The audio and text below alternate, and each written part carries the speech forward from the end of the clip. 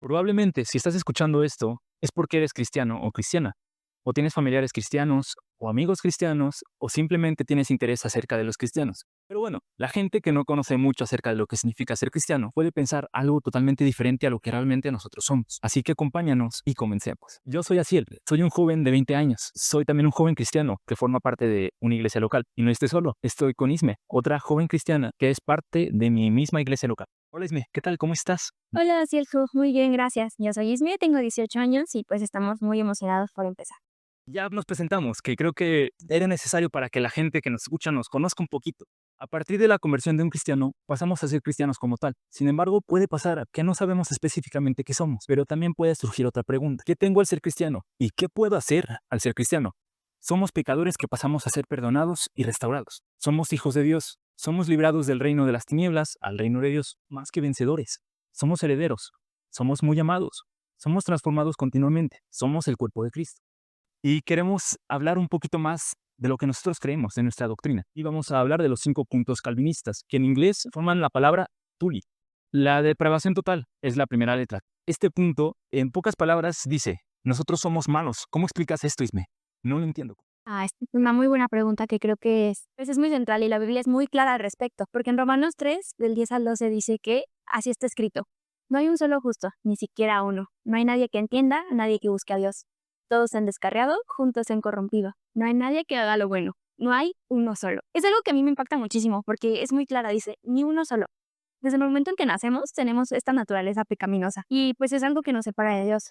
A veces podemos llegar a pensar pues, no es para tanto, o pues todos cometemos errores, somos humanos, pero la verdad es que cada aspecto de nuestra vida está afectado por el pecado. Es algo verdaderamente grave cuando te pones a pensarlo porque nos impide estar cerca de Dios. Es un tema tan amplio que pues creo que no nos alcanzaría el tiempo para hablarlo, pero voy a intentar ser lo más breve posible. Creo que la mayoría hemos oído sobre el relato que se encuentra en el libro de Génesis, sobre la creación, el jardín de Edén y pues Adán y Eva. Y pues sabíamos que en ese entonces todo era perfecto, conforme al diseño de Dios.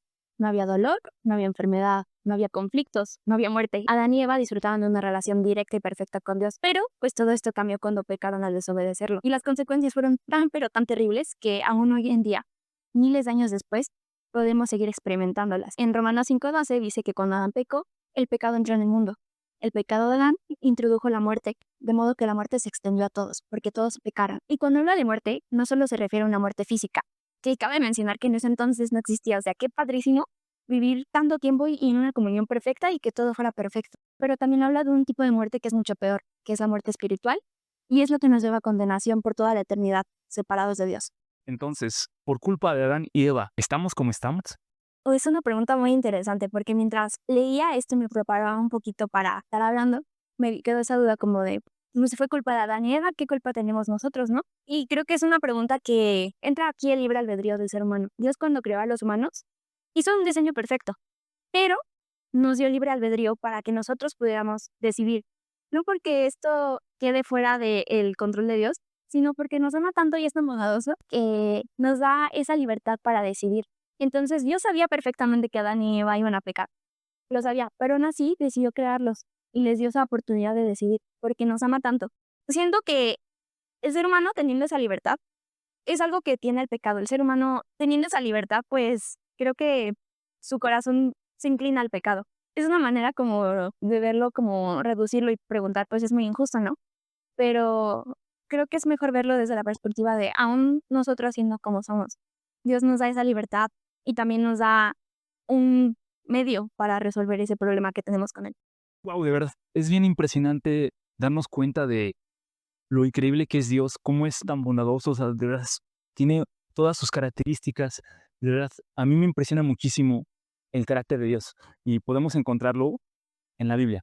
Obviamente nunca vamos a descubrir todo lo que es Dios, nunca lo vamos a poder hacer porque es Dios, o sea, imagínate, es alguien tan inmenso, pero podemos conocer un poquito y por eso es bien importante leer la Biblia, porque así podemos conocer a nuestro Dios. Muy interesante punto. El siguiente punto es la elección incondicional. Entonces, este punto, en pocas palabras, resume que no hemos hecho nada para ser elegidos. Wow, de verdad, creo que esto rompe muchísimo con lo que la sociedad nos dice de que no, tú eres increíble, tú puedes ser alguien, tú eres importante, eres el dueño de tu propio destino. Esas frases, ¿no? Que el mundo nos quiere vender, pero aquí habla de que Dios tiene el control de todo. Dios es soberano. Y para aquellos que no entienden esta palabra de soberanía, no se preocupen, se las explico súper rápido. La soberanía es que Dios es más grande que todas las cosas y Él tiene autoridad absoluta sobre todo, porque Él fue el creador de todo. Esto significa que Él tiene el control sobre la naturaleza, los seres humanos e incluso sobre nuestras propias decisiones. De verdad es algo fuertísimo, ¿no? Porque podemos pensar, oye, ¿a poco Dios tiene control sobre lo que yo voy a decidir? Porque yo soy el que está decidiendo, ¿no? Sí, y justo se conecta con lo que hablábamos del libre albedrío, ¿no? Que Dios nos da esa libertad para decidir. Pero entonces, ¿cómo explicas que Dios tiene control sobre todas las cosas, pero también nos da libertad para decidir? ¿Cómo funciona? Esa pregunta se explica con el carácter de Dios. Dios es alguien tan bondadoso, tan amoroso, de verdad es increíble y nos ama muchísimo, te ama muchísimo a ti, te ama muchísimo a mí, ama muchísimo a las personas, a su creación, a todos. Entonces, por ese gran amor que nos tiene, Él ofrece esa libertad a sus hijos, a las personas para poder tomar sus propias decisiones y en consecuencia puedan vivir las consecuencias, valga la redundancia, de lo que ellos decidieron. Entonces, en pocas palabras, porque Dios nos ama muchísimo, nos da esa libertad. Y sin embargo, de todas maneras, es algo que está bajo su control, ¿no? Nada escapa de su voluntad. Exacto. Volviendo un poquito al punto, en la elección incondicional, Dios nos escogió desde mucho antes de que nosotros hubiéramos nacido. Él ya sabía que algunas personas iban a creer y otras que no lo iban a aceptar, pero Él no escogió a esas personas que iban a creer porque iban a hacer algo bueno, ¿no? O iban a ser buenas personas o iban a lograr cosas increíbles, ¿no? Dios lo hizo porque Él quiso y porque puede. ¿Quiénes somos nosotros para cuestionarla, no? Exactamente. El tercer punto sería la expiación limitada, que sería, en pocas palabras, explica que Cristo murió por los pecados de los suyos, no por cualquiera. Eso es algo muy fuerte, ¿no? O sea, como que te impacta y dices, wow, ¿cómo? Sí, es un punto que llega a ser controversial, incluso entre los mismos creyentes, porque en varias partes de la Biblia se menciona que Jesús murió por el mundo. Y si bien es cierto que su sacrificio es más que suficiente para pagar por los pecados de todas las personas que existieron y también van a existir, hay una frase que me encantó y que lo explica súper bien. Suficiente para todos, pero efectivo para algunos.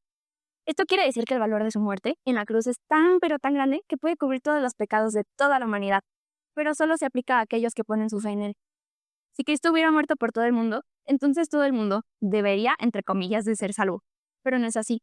Él no murió por todos, murió por aquellos que el Padre le dio, aquellas personas que Él predestinó para que fueran suyos.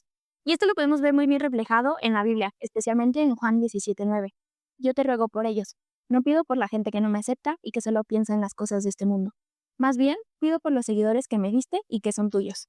¿Y puedes explicar un poquito más el contexto de ese versículo? En ese momento, Jesús estaba a punto de ascender al cielo. Después de que resucitó, estaba con una multitud y entonces él estaba reunido también con sus discípulos. Jesús oró por los suyos. Esto se refiere por esas personas que el Padre le dio y las que son escogidas, las que Él le dio salvación y que por ende murió por ellos. Entonces, como ven, no están orando por el mundo en general, así de te pido por todo el mundo, sino específicamente por esas personas que son para Él. Creo que es algo maravilloso, ¿no? Creo es un poco a veces difícil de entender, porque justamente se repite como, pues la gracia es para todos, y en efecto la gracia está abierta para todos, es una invitación para todos, pero aquí está la clave de que son los escogidos quienes tienen ese privilegio y esos regalos que Él tiene para nosotros. El siguiente punto es gracia irresistible. Vamos a explicar ese punto. Este punto, en pocas palabras, resume que nadie, completamente nadie, puede negarse a la gracia si Dios lo escogió. Ok, esto sí es algo profundo. La gracia, en pocas palabras, es un regalo inmerecido. Podemos decir que la gracia es que Dios tuvo misericordia de las personas para poder salvarlas. Porque no es que las personas dijeran, oye, como que tengo las ganas de ser salvo. No sé, desperté esta mañana y quiero ser salvo. No, no es así, sino que Dios se dio cuenta de esa situación de pecaminosidad de los humanos. Entonces Él se acercó. Es como si Él dijera, ¿sabes qué? Te veo en esta condición de pecaminosidad. ¿Y sabes qué? Te amo muchísimo. Entonces te voy a salvar. No puedes hacerlo por tus propias fuerzas. Entonces yo te ofrezco el medio, que es nuestro Señor Jesucristo. Gracias a eso, las personas pueden ser salvas. Entonces, aquí es donde entra la gracia irresistible. Si es que tú fuiste escogido previamente por Dios y tú aceptaste a Jesús como tu Señor y tu Salvador, entonces la gracia llega y no te puedes negar a eso, a la gracia, porque es tan efectiva, es tan perfecta que logra su resultado, logra su objetivo, que es convertir a la persona, como que cambiar su corazón.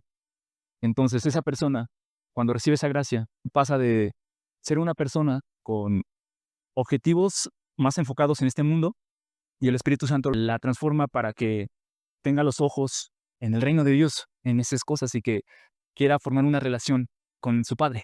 Y este cambio que comentas, a veces siento que se piensa que los cristianos al convertirnos, en varias partes de la Biblia se comenta, ¿no? Como que somos nuevas criaturas. Pero a veces pienso que se entiende como que es un cambio radical, así de un momento a otro.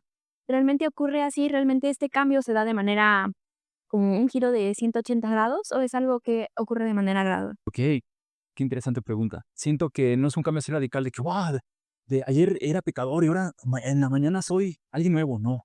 Obviamente el Espíritu Santo hace su obra y lo hace de poco a poco porque nuestra pecaminosidad, que es nuestra carne, pues ahí sigue y como que hay una lucha entre nosotros, entre lo que el Espíritu Santo hace por nosotros y lo que nuestra carne quiere. Como que se anda peleando de que no, yo gano y no tú, yo gano más.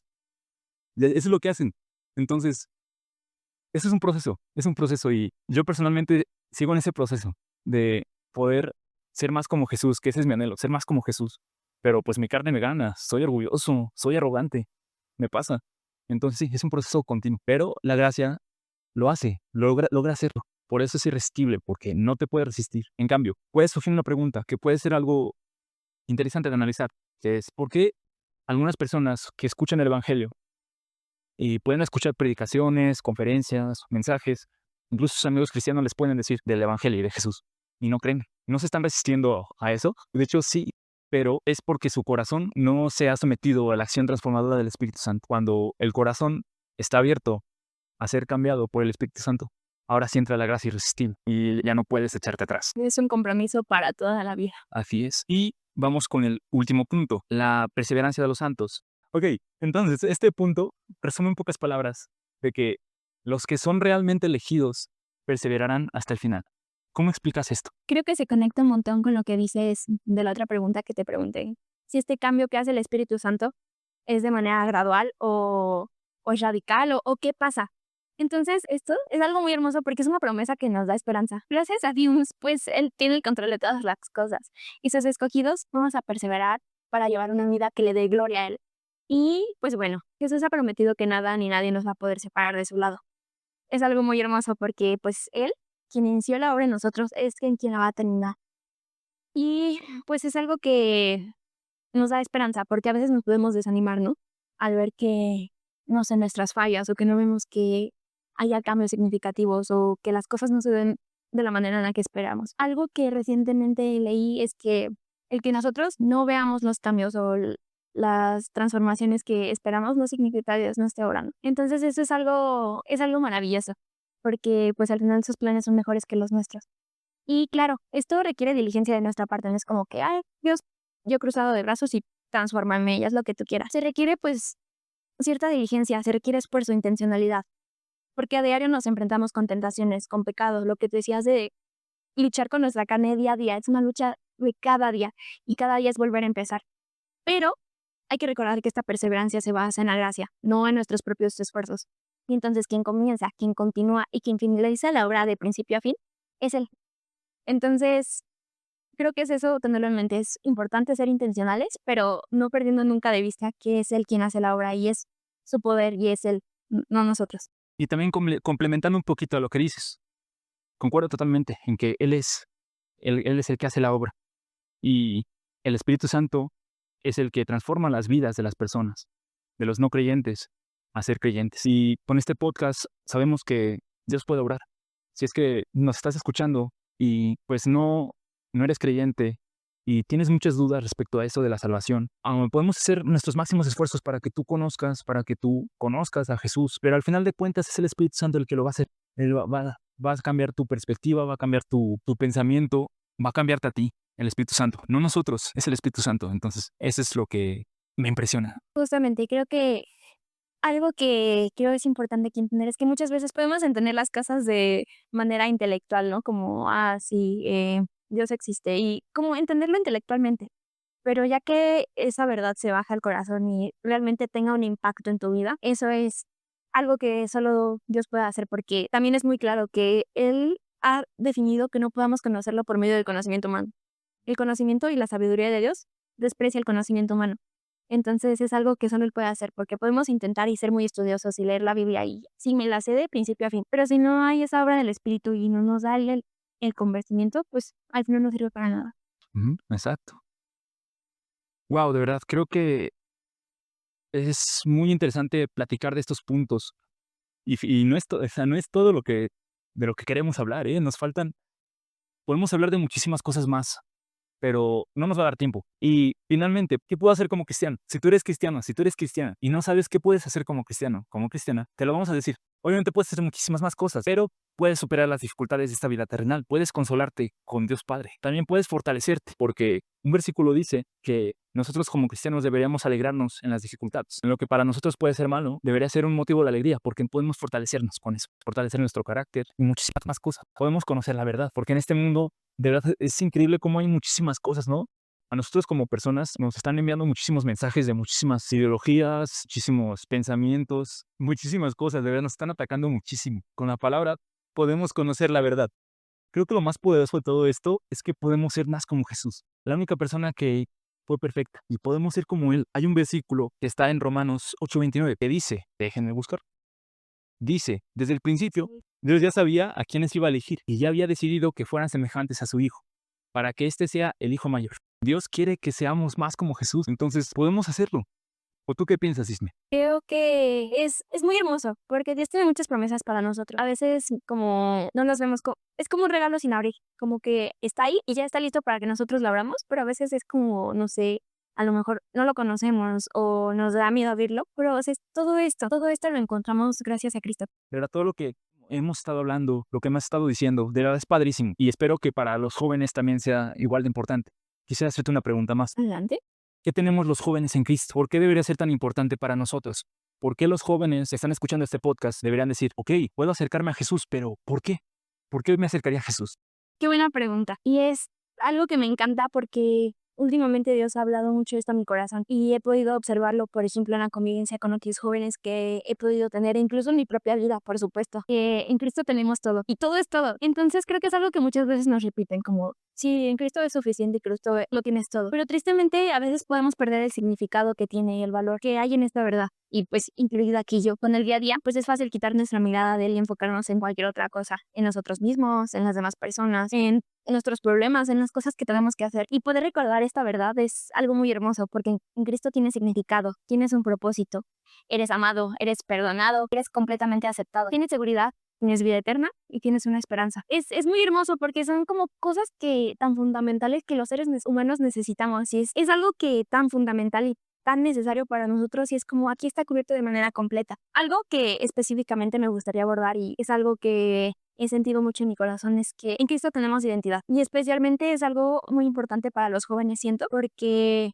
pues en esta etapa queremos definir quiénes somos, queremos formar relaciones significativas, queremos sentir que tenemos un propósito. Y eso es bueno, es sano y es algo que es parte de la vida. Pero tristemente creo que muchas veces intentamos buscar eso en cosas o en lugares incorrectos. Y eso al final nos termina dañando muchísimo. Y con esto, pues creo que es maravilloso saber que en Cristo tenemos una identidad y un valor que no depende de nada, no depende de nosotros mismos, no depende de lo que logremos, de lo que hagamos, de si somos o no somos, depende de Él completamente. Y es algo que no va a cambiar porque está sujeto a lo que Él es y a su amor por nosotros, que es totalmente incondicional. Entonces, puedo decirle por experiencia propia que todos los seres humanos tenemos un vacío y ese vacío solo puede ser llenado por Cristo. Y podemos intentarlo llenar con logros, con reconocimiento, con personas, con experiencias, con el trabajo, con la fama. Y son muchas cosas y quizás en el momento lo puedes disfrutar, pero al final va a terminar acabándose porque las cosas de este mundo son temporales y nos van a fallar o van a desaparecer o van a cambiar. Pero el valor que tenemos ante Dios y su amor no cambia,